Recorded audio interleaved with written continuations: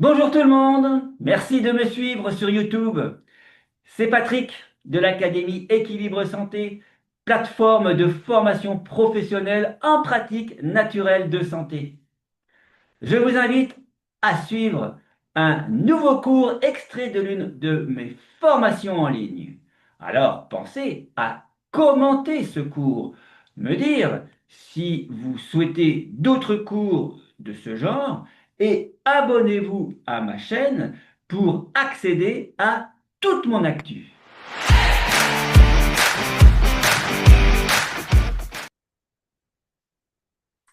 Pour commencer, ce premier module qui concerne la compréhension de la procrastination chez l'entrepreneur, commençons par les origines psychologiques et neurologiques de la procrastination.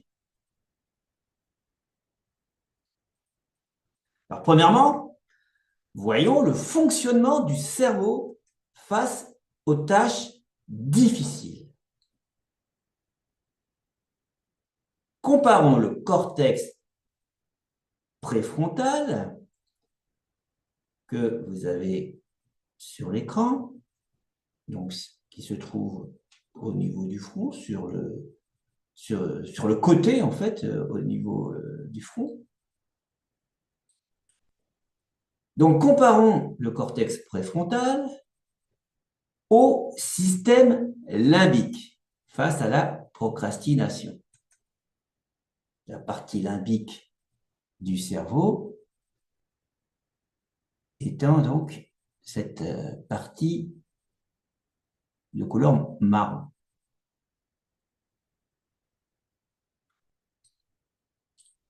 Le comportement de procrastination trouve effectivement et en grande partie son origine dans le conflit entre deux zones hyper importantes du cerveau, le cortex préfrontal et la partie limbique.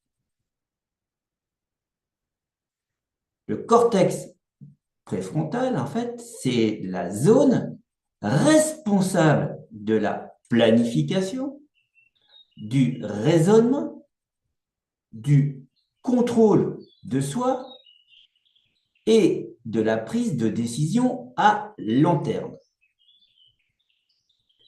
Il nous aide donc à organiser notre travail, à fixer des priorités et résister à la tentation immédiate.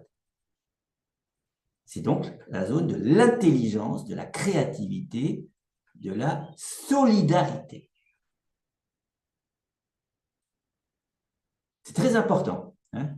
Planification, raisonnement, vous voyez qu'au niveau du travail et pour la prise de décision, c'est très important. Cette zone est très importante. Et vous verrez cette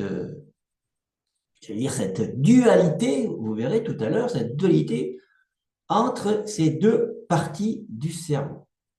Donc, on vient de voir le cortex préfrontal. Le système limbique, quant à lui, notamment l'amygdale, qui est une petite zone imbriquée dans le système limbique, eh bien, est impliqué dans la gestion des émotions, le stress et la recherche de récompenses immédiates, on va dire le plaisir. Et ce que je suis en train de vous expliquer là, c'est la pierre angulaire de tout ce qu'on va voir ensuite pour mettre en place les stratégies pour stopper la procrastination. Donc, cette partie de compréhension est très importante. Ce système limbique réagit plus rapidement que le cortex préfrontal et peut même court-circuiter notre capacité à agir rationnellement lorsqu'une tâche est perçue comme désagréable, incertaine ou menaçante.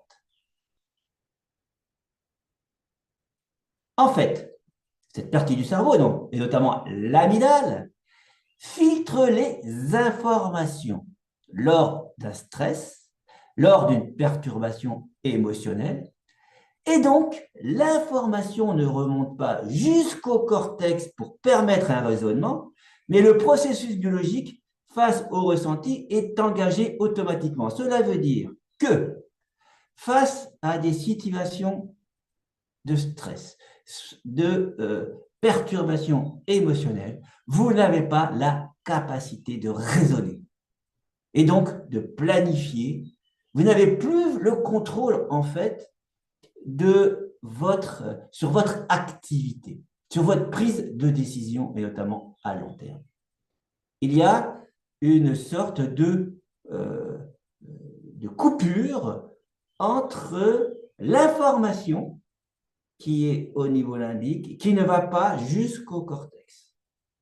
En fait, l'amygdale est une sorte de zone frontière qui c'est très binaire en fait, elle va détecter s'il y a un danger immédiat ou pas. Et si elle détecte un danger immédiat, qu'il soit réel ou pas, qui peut être supposé, eh bien l'information ne passe pas pour permettre au corps la sauvegarde, donc ce fameux combat ou fuite, et donc c'est tout le processus biologique, donc hormonal, qui va être mis en place.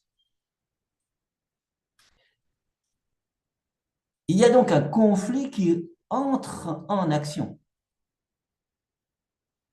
Donc, quand une tâche paraît complexe, ambiguë ou porteuse d'un risque d'échec, c'est-à-dire il suffit juste de l'imaginer, même s'il n'y a pas de danger, mais il suffit de l'imaginer. Eh bien, le système limbique envoie un signal d'alerte émotionnelle, donc l'anxiété, de l'inconfort. Et ce signal qui peut neutraliser temporairement le cortex préfrontal, conduisant à l'évitement. Et on préfère reporter la tâche et faire une activité moins engageante, moins gratifiante à court terme.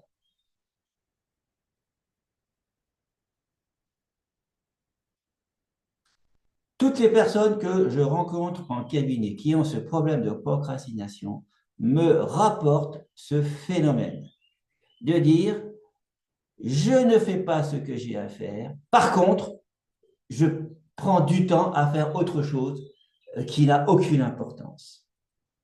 D'où d'ailleurs un renfort au niveau de la perturbation émotionnelle par la culpabilité qui en émane.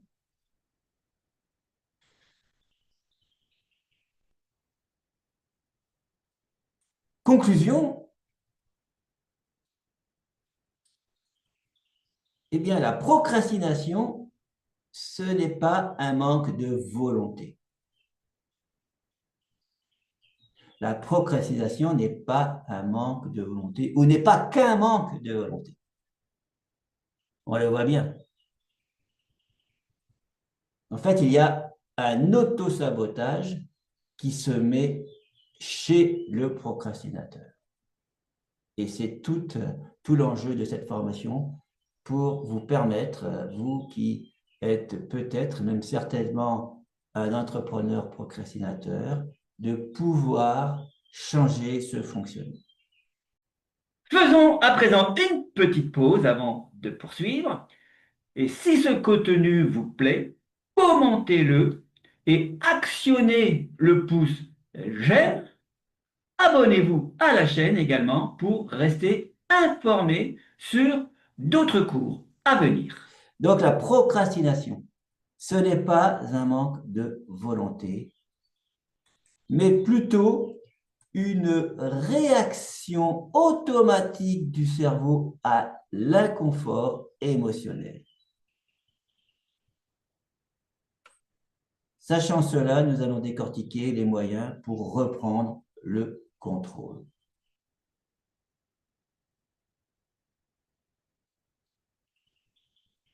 Donc, après le fonctionnement du cerveau face aux tâches difficiles, eh bien, voyons le rôle des émotions, de la peur de l'échec et de la surcharge cognitive.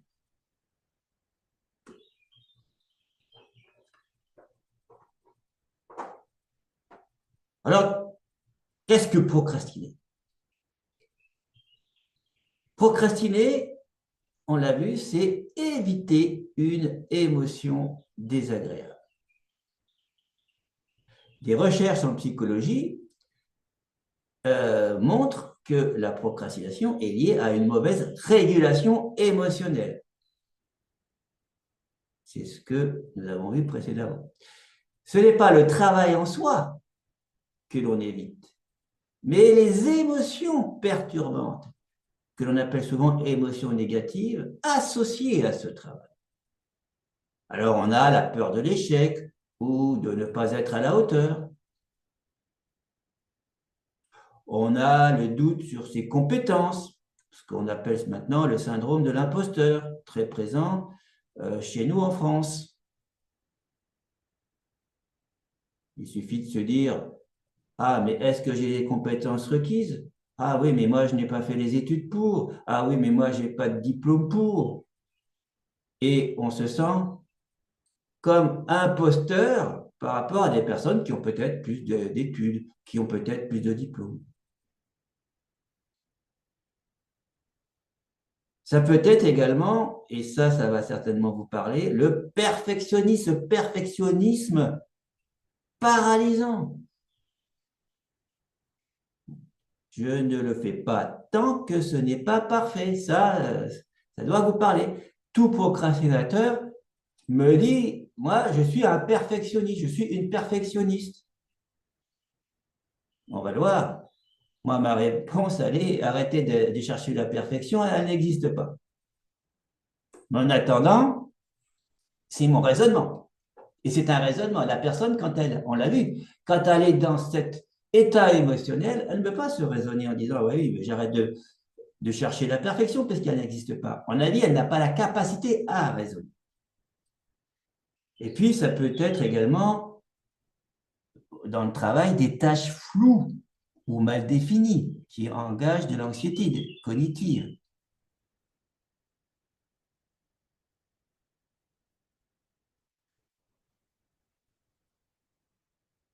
Donc, tout cela, eh bien, on va pouvoir mettre en place des actions pour changer tous ces éléments.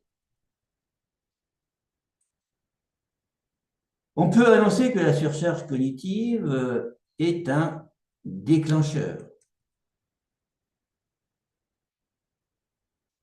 Et ça, c'est très important, vous allez voir. Vous allez voir, parce que on va y revenir, et il y a beaucoup d'études qui ont été faites sur ce domaine, et par rapport à plein d'éléments que l'on va mettre en place dans sa productivité, eh bien, on s'étonne souvent qu'on n'y arrive pas. Ben oui, pourquoi on n'y arrive pas? Parce qu'il va falloir s'occuper quand même de cette surcharge cognitive.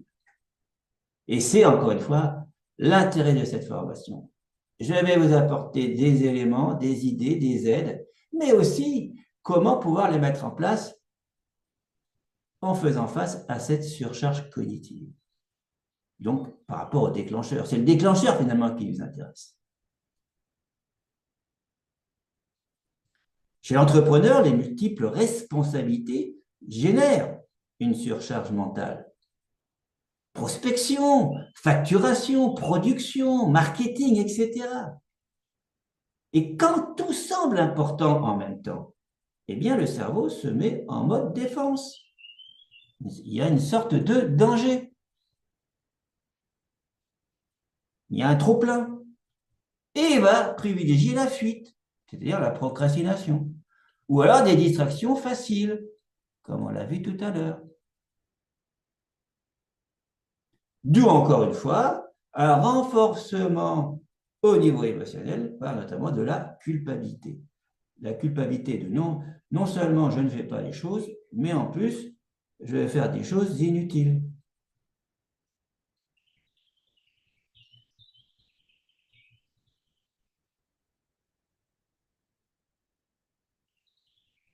Donc, après le fonctionnement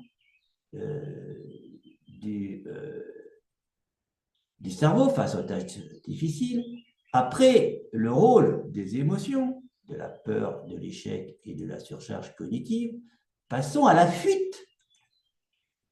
des perturbations émotionnelles. Car une autre étude montre donc que la procrastination est moins un problème de gestion du temps qu'un problème de gestion des émotions. Vous voyez, j'insiste beaucoup là-dessus. Les auteurs de cette étude démontrent que les procrastinateurs reportent des tâches stressantes pour se sentir mieux dans l'instant, même si cela aggrave leur situation à long terme. Alors, les points essentiels de l'étude, vous avez le nom de l'étude en dessous de cette vidéo, sur le bas de la vidéo. Les points essentiels, c'est que la procrastination est un comportement d'évitement émotionnel et immédiat. Voilà, là maintenant, je pense que c'est compris. Elle devient chronique lorsque l'on renforce le soulagement temporaire, évidemment, je l'ai dit. On culpabilise notamment, donc on renforce la problématique et donc on rentre dans une sorte de chronicité.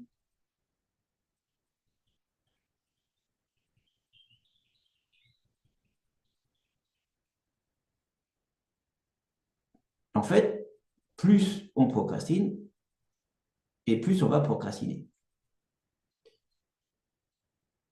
Comme point essentiel également, il y a de l'éducation à la conscience émotionnelle et aux stratégies de régulation émotionnelle, qui est donc plus efficace que les simples astuces de productivité, comme je le disais tout à l'heure. Donc, apprenez à gérer votre stress autant qu'appliquer des astuces de productivité. Et c'est ce que nous allons faire dans cette formation. En tant que praticien de santé, j'aborde toujours ces deux éléments. Si on n'aborde que les astuces de productivité, eh bien, encore une fois, le cortex préfrontal, lui, restera toujours inactif lorsque je serai face à un état émotionnel qui m'empêche donc d'avancer. Donc, je vous propose par la suite l'apprentissage de ces deux aspects.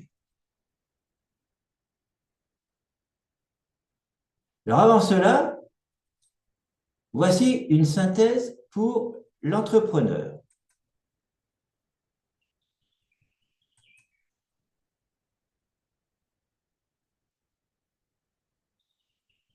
Donc, une tâche perçue comme un certain risqué provoque, on l'a vu, une activation du système limbique, notamment donc du stress.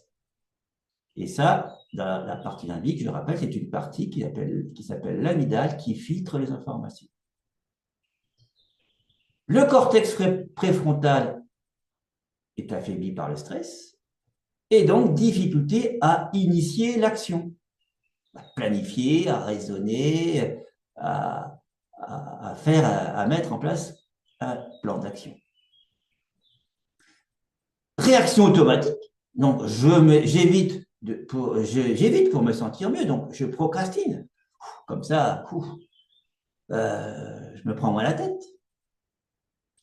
Et résultat, eh bien, il y a un soulagement immédiat, mais avec une culpabilité future. Et donc, on rentre dans le cercle vicieux et dans une chronicité de la procrastination.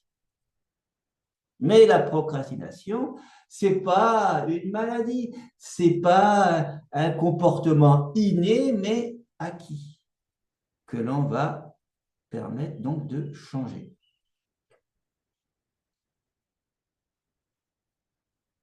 Alors, cette session qui arrive à son terme est très importante pour bien comprendre la suite. Et je vous donne rendez-vous à la suite et notamment à la prochaine session. J'espère que ce cours vous a plu et pour vous remercier d'avoir suivi cette vidéo, un cadeau vous attend sous cette vidéo au cas où vous souhaiteriez aller plus loin dans cette formation en ligne. Retrouvez-moi sur ma chaîne pour suivre d'autres cours extraits de mes formations en ligne en pratique naturelle de santé. Et pensez à bien commenter cette vidéo juste en dessous et abonnez-vous à la chaîne de l'Académie. Bye bye!